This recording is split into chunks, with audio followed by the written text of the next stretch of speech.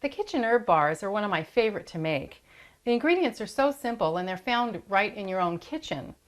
To start, we're going to use a domed bar mold here and the olive oil base soap here. And all we're going to add to it is some dried basil. Just about a teaspoon.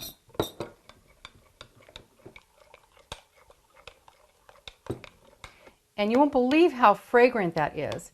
And as I mentioned earlier, that basil has antibacterial properties, which is great for having around in the kitchen.